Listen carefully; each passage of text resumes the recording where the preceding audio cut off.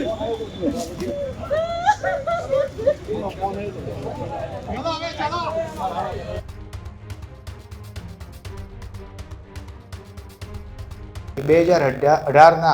મર્ડરના ગુનામાં આરોપી તરીકે આજીવન કેદની સજા થયેલી હતી.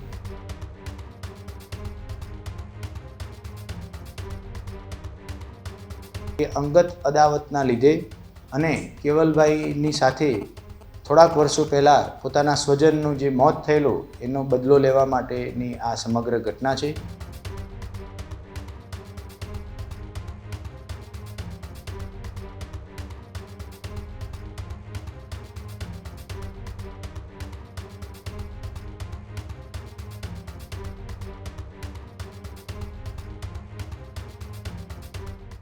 હત્યાનો બદલો હત્યાથી લેવા માટે ભાવનગરની અંદર 7 વર્ષ બાદ એ હત્યાનું વેર વાળી અને મહિલા પોલીસ કર્મના દીકરા કેવલ વાઘોશીની સરા જાહેરમાં ધોળા દિવસે કરપીને હત્યા કરવામાં આવી.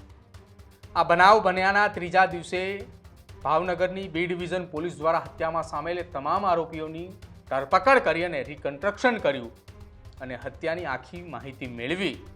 જ્યારે આરોપીઓએ હત્યા કરવા માટેનું આખું એ કાવતરું કેવી રીતે રચ્યું અને કેમ હત્યા કરી એ સાંભળતાની સાથે જ પોલીસ અધિકારીના પગ નીચેથી જમીન સરકી ઉઠતી.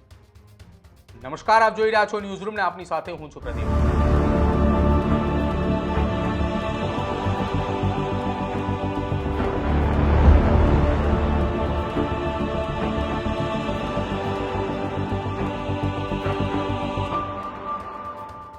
અર્જુન સાટિયા, ભરત સાટિયા અને ભાર્ગવ સાટિયા કે જે મૂળ ભાવનગરના રહેવાસી છે, 7 વર્ષ પહેલા ભાવનગરની અંદર એક હત્યાની ઘટનાની અંજામ આપવામાં આવે છે અને હત્યા થયા બાદ આ ત્રણ એ ભાઈઓએ નક્કી કરી રાખ્યું હતું કે આપણા ભાઈને જેને હત્યા કરી છે, આપણા ભાઈનું જેને સરા જાહેરમાં મર્ડર કર્યું છે એને આપણે જીવતો પતાવી દેવાનો છે.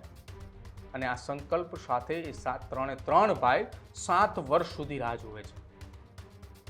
2 દિવસ અગાઉ 7 વર્ષ જૂની હત્યાની અંગત અદાવતની અંદર ભાવનગર શહેરના શિવાજી સર્કલ નજીક પંચવટી ચોક પાસે 3 શખ્સોએ સરા જાહેરમાં પોલીસ પુત્ર કેવલ વાઘોશી નામના યુવકનું ગળું કાપી અને ઘાતકી હત્યા કરીને ત્યાંથી ફરાર થઈ ગયા હતા.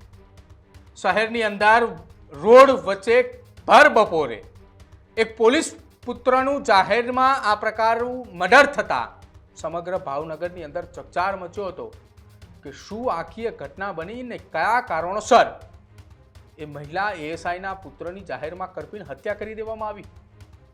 આરોપીઓએ 48 કલાકે ઘોડદોડ રોડ પરથી તેમની નાટકીય રીતે એ પોલીસની સમક્ષ તેઓ હાજર થયા અને ત્રણની ધરપકડ કરી. પોલીસે આખી આ ઘટનામાં તપાસની શરૂઆત કરતા આરોપીઓની જ્યારે પૂછપરછ કરી ત્યારે પોલીસના એ પગના નીચેથી જમીન પર સરકી ગઈ કે પોલીસ પુત્ર કેવલ વાઘોશીની કેમ હત્યા કરી. 7 વર્ષ પહેલા થયેલી હત્યાનો બદલો લેવા માટે અર્જુન સાટિયા, ભરત સાટિયા અને ભાર્ગવ ઉર્ફે ભરત સાટિયાએ એક સંપ કરી અને કેવલ વાઘોશીનું છરીના ઘા ઝીકી ગળું કાપી અને ઘાતકી હત્યા કરી નાખી. આખી આ ઘટના સંદર્ભે પોલીસે તમામ આરોપીઓનું રિકન્સ્ટ્રક્શન પણ કર્યું અને રિકન્સ્ટ્રક્શન દરમિયાન એ આખી ઘટના સમગ્ર વિગતની એ જાણકારી મેળવી કે કઈ પ્રકારે આ ઘટનાને અંજામ આપવામાં આવ્યો હતો અને ઘટના અંજામ આપી અને તમામ આરોપીઓ ક્યાંથી ક્યાં ફરાર થઈ ચૂક્યા હતા. જોકે આરોપીઓનું રિકન્સ્ટ્રક્શન કરવામાં આવ્યું ત્યારે ભાવનગરના એ રસ્તાઓ ઉપર મોટી સંખ્યામાં ત્યાંના સ્થાનિક લોકો પણ એકત્રિત થઈ ચૂક્યા હતા. પહેલાં તમે આખી આ ઘટના સંદર્ભે પોલીસને આરોપીની ધરપકડ બાદ કયા પ્રકારની આખી વિગત મેળવી અને પોલીસે શું કઈ હકીકત આ કેસની અંદર આરોપી પાસેથી મળી છે એ સાંભળો ભાવનગર એસપી પાસેથી. 2 દિવસ પહેલાં ભાવનગર જિલ્લાના ઘોઘા રોડ પોલીસ સ્ટેશન વિસ્તારમાં કેવલભાઈ નામના એક યુવાનની હત્યા કરવામાં આવેલી હતી.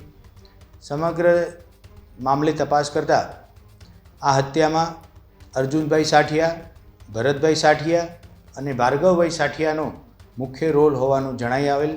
ત્યારબાદ ભાવનગર જિલ્લાની એલસીબી, એસઓજી તથા સ્થાનિક બી ડિવિઝન પોલીસ સ્ટેશનના પોલીસ અધિકારી કર્મચારીઓ દ્વારા આરોપી શોધી કાઢવા માટે જહેમત કરવામાં આવેલી, જેના આધારે ઉપરોક્ત ગુનાના 3 આરોપીઓ આજરોજ પકડી કાયદેસરની અટક કરવામાં આવેલી છે. પ્રાથમિક તપાસમાં એ વિગત ધ્યાનમાં આવેલી છે કે 2018માં અત્યારના જે આરોપી છે એમાંના કોઈકના એક ભાઈનું મર્ડર થયેલું હતું. આ જે કેવલભાઈ છે મરણ જનાર એ 2018ના મર્ડરના ગુનામાં આરોપી તરીકે આજીવન કેદની સજા થયેલી હતી. આમ 2018ની જે મર્ડરનો ગુનો હતો તેનો બદલો લેવા માટે થઈ અને અત્યારના મરણ જનાર કેવલભાઈ ઉપર હુમલો કરવામાં આવેલો હોય અને એની ઈજા દરમિયાન તેમનું મૃત્યુ થયેલું જણાઈ આવે છે. સ્થળ ઉપર આ 3 આરોપીઓ હાજર હતા અને તેમના દ્વારા મારામારી કરી અને મૃતક કેવલભાઈનું મોત નિપજાવવામાં આવેલું છે.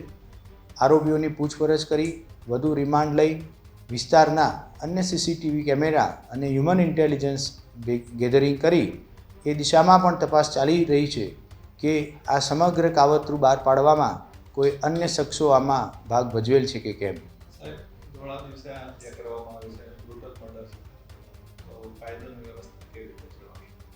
ખાસ કરી આ જે પ્રકારનો ગુનો બનેલો છે એ અંગત અદાવતના લીધે અને કેવલભાઈની સાથે થોડાક વર્ષો પહેલાં પોતાના સ્વજનનું જે મોત થયેલો એનો બદલો લેવા માટેની આ સમગ્ર ઘટના છે.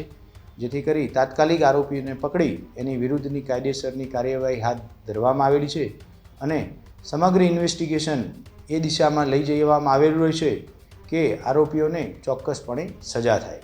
તો આ હતા ભાવનગર એસપી હર્ષદ પટેલ કે જેમણે આખી આ કેસની વિગત જણાવી કે 7 વર્ષ પહેલા એક અંગત અદાવત થઈ અને અંગત અદાવતના કારણે એક વ્યક્તિની સરા જાહેરમાં હત્યા કરવામાં આવી. ભાવનગર શહેરની અંદર સરા જાહેરની અંદર આ હત્યા થતાના કારણે સૌથી ચર્ચાનો વિષય એ રહ્યો હતો કે સરા જાહેરની અંદર પોલીસ પુત્રની હત્યા થઈ છે. કાયદો અને વ્યવસ્થાની સ્થિતિને લઈને સવાલો ઊભા થઈ રહ્યા હતા કે ભાવનગરની અંદર કાયદો અને વ્યવસ્થાની સ્થિતિ ક્યાં. જો કે આ તમામની વચ્ચે તમામ આરોપીઓની ધરપકડ કરીને રિકન્સ્ટ્રક્શન કરવામાં આવ્યું અને રિકન્સ્ટ્રક્શન દરમિયાન જે આરોપીઓએ ખુલ્લેઆમ એક વ્યક્તિની હત્યા કરી હતી એ વ્યક્તિઓએ પોતે પોતાના પગ પર હાલવાને લાયક પણ ન હતા રહ્યા એવી હાલત ભાવનગર પોલીસે કરી છે. જો કે કેવલે 2018ની અંદર એક વ્યક્તિની હત્યા કરી હતી ને એ હત્યાની અંદર અંગત અદાવતમાં બદલો લેવા માટે કેવલની જ હત્યા થઈ. એટલે હત્યાની ઘટનામાં બદલો લેવા માટે અંતે એ અંગત અદાવત રાખીને હત્યા કરી. જો કે આખી આ ઘટનાની અંદર હવે એકની જગ્યાએ 2 પરિવારના માળા વિખાયા છે. એક 2018માં અને બીજો એ 2025માં. જો કે બંને ઘટનાની અંદર એક માતાએ પોતાનો દીકરો ગુમાવ્યો છે. તમારું શું માનવું છે આજની આ ઘટનાને લઈને તે ખાસ તમારા કમેન્ટ સેક્શનમાં જરૂર જણાવજો. જોતા રહેજો ન્યૂઝરૂમ. નમસ્કાર.